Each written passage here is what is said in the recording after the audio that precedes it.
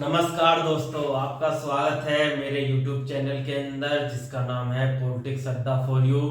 और मैं आपके सामने प्रथम चरण के अंदर जो भी उत्तर प्रदेश की लोकसभा सीटें आ रही हैं, जिसमें से कैराना लोकसभा भी एक महत्वपूर्ण सीट है जो कि शामली जिले के अंतर्गत आती है। पहले यह मुजफ्फरनगर का हिस्सा हुआ करती थी, लेकिन परिसीमन के बाद इसको कैराना लोकसभा बना दिया।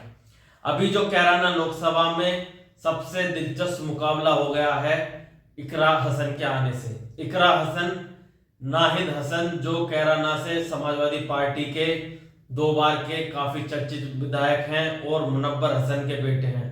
मुनव्वर हसन की बात करूं तो वो इस प्रकार के लीडर थे समाजवादी पार्टी के। वो लोकसभा के भी एमपी रहे, एमएलसी भी रहे, विधायक भी रहे और राज्यसभा के भी एमपी रहे।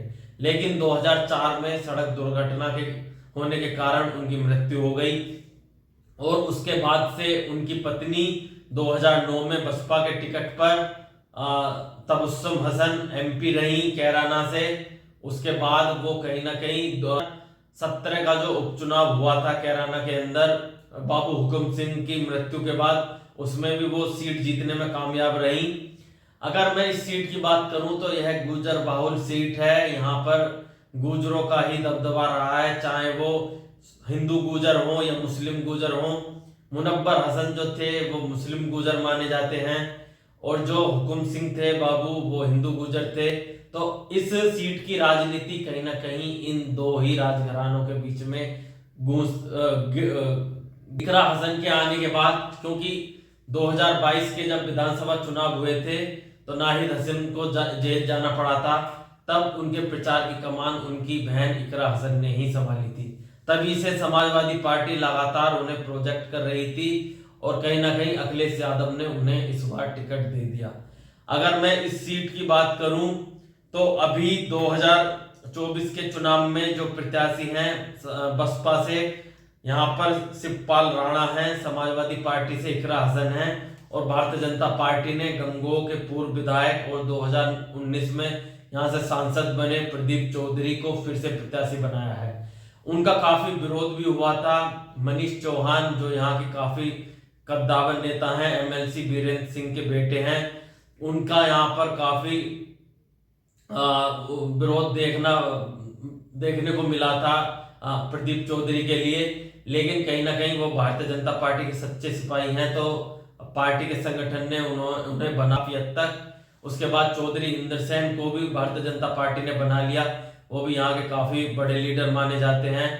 अब अगर इस लोकसभा के समीकरण की बात करूं तो जब से जयंत चौधरी जी भारतीय जनता पार्टी में आए हैं और उनके यहाँ पर ऑलरेडी 2-3 विधायक पहले से ही मौजूद हैं, उस वजह से यह सीट बिल्कुल बीजेपी की तरफ जाती हुई दिखती है। क्योंकि 2019 में जब महागठबंधन भी था और जयंत चौधरी सपा और बसपा के साथ भी थे, तब भी प्रदीप चौधरी इस सीट को जीतने में कामयाब रहे थे। तो अब तो यह सीट 100% बीजेपी के पाले में जाती हुई दिख रही है। इकरा हसन एक मजबूत प्रत्याशी जरूर है, लेकिन वो भारतीय जनता पार्टी के प्रत्याशी से हारने वाली हैं, इसमें कोई दो राय नहीं। उसका सीधा सीधा कारण है राष्ट्रीय लोकदल का भारतीय जनता पार्टी के साथ आ जाना, क्योंकि शामली के अंदर जाट मतदाता काफी ज्यादा हैं और यह एक बहुत बड़ी गन्ना बेल्ट भी है। अगर मैं इस लोकसभा क्षेत्र के अंदर विधानसभा की बात करूं तो नकुड़ इसके अंदर आती है, जहां से मुकेश चौधरी बीजेपी के विधायक हैं। गंगोह यहाँ से कीरत सिंह बीजेपी के विधायक हैं। कैराना नाहिद हसन समाजवादी पार्टी के विधायक हैं। थाना भवन से अशरफ अली राष्ट्रीय लोकदल के विधायक हैं और शामली से प्रसन्न चौधरी जो कि आरएलडी के विधायक है। तो इस सीट के अंदर 2 विधायक भारतीय जनता पार्टी के हैं, 2 विधायक राष्ट्रीय लोकदल के हैं और मात्र 1 विधायक समाजवादी पार्टी का है। तो आप यहीं से देख सकते हो कि समाजवादी पार्टी इस लोकसभा के अंदर कितनी कमजोर नजर आ रही है। उसका सीधा सीधा कारण है जब से जयंत चौधरी साथ आए हैं, तो जो थाना भवन और शामली की सीट है जो आरएलडी ने जीती हुई है, तो उनके विधायकों की लोकप्रियता का भी फायदा सीधा सीधा प्रदीप चौधरी को मिलता हुआ दिख रहा है। और यहाँ पर हिंदू वोट पूरी तरीके से लामबंद नजर आ रहा है भारतीय जनता पार्टी के पक्ष में।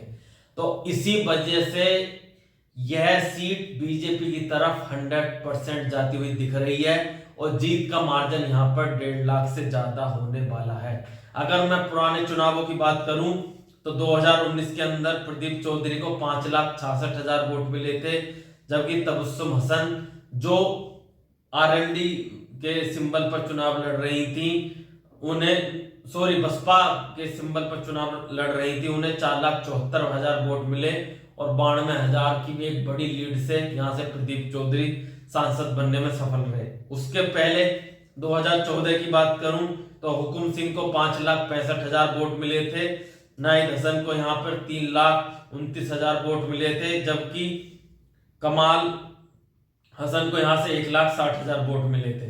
तो 2014 की ही बात कर लूं तो सपा और बसपा को जो वोट मिले थे उससे भी ज्यादा बाबू हुकुम सिंह को यहाँ पर वोट मिले थे और वो 2,36,000 के एक बड़े मार्जिन से चुनाव जीते थे। तो इस बार भी मार्जिन 1.5 लाख से ज्यादा होने वाला है 100%, क्योंकि बीजेपी का जो वोट है यहाँ पर लगातार 5.5 लाख से ज्यादा आता जा रहा है और इस बार उसका वोट 6 लाख से भी ज्यादा जाने की उम्मीद है। तो यह सीट बीजेपी बिल्कुल 100% जीतती हुई दिख रही है और जीत का मार्जिन 1.5 लाख से ज्यादा रहने वाला है, यह मैं लिख के देता हूं।